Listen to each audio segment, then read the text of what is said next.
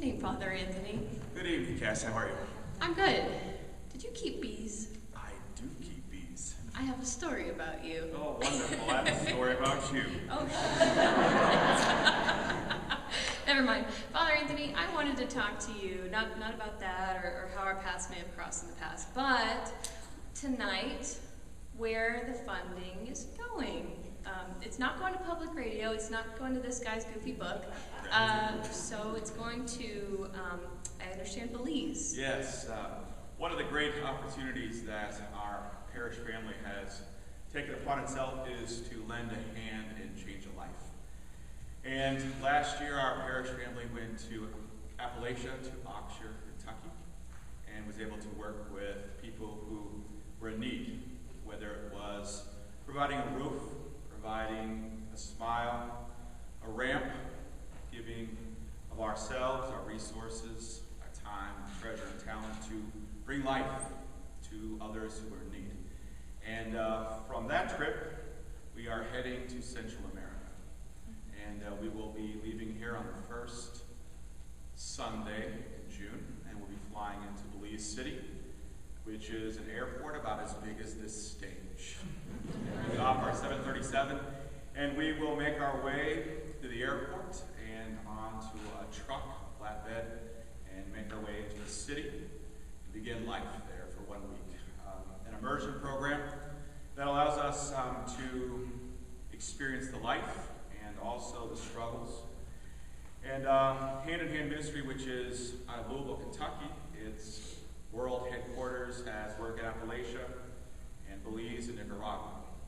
And their Building for Change program allows a family to be identified, and they have been working with them for years before, giving them confidence and education, also giving them an opportunity to find land to have a home.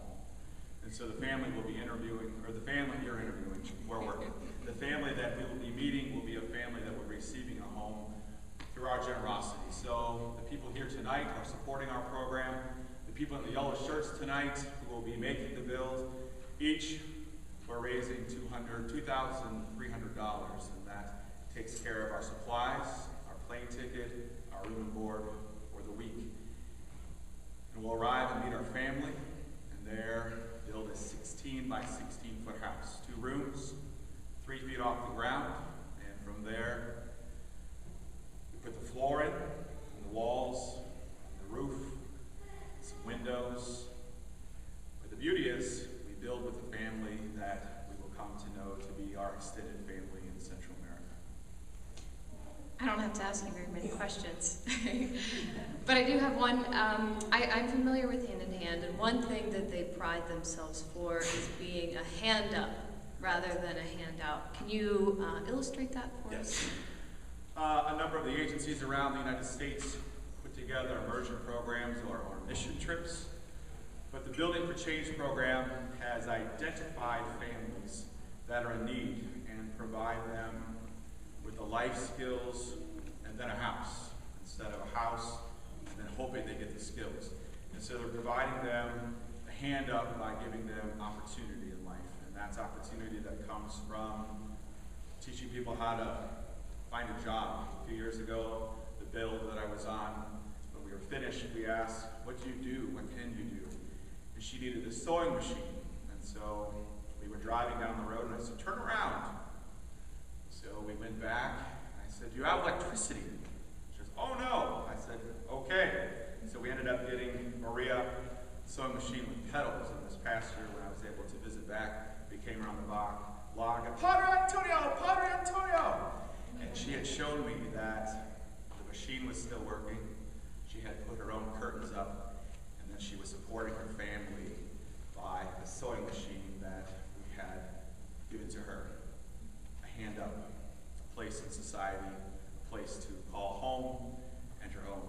And that's the beauty of the program. And that's why we need your help tonight.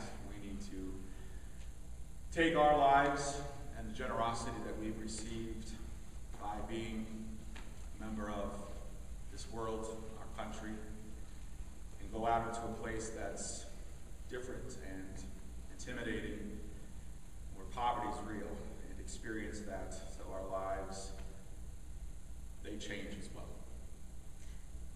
Go on when you're walking out, make a second or a first if you haven't already and you snuck in. Go ahead and make your contribution. Thank you so much, Brother Anthony. It's good to see you. Good to see you. The first person who taught me about giving to others was a woman named Barbara. And she worked at this very special place that was on the campus of St. Joseph's Orphanage. And I would spend my feast days reading to children who were in need. And then there was this place filled with treasures from other people.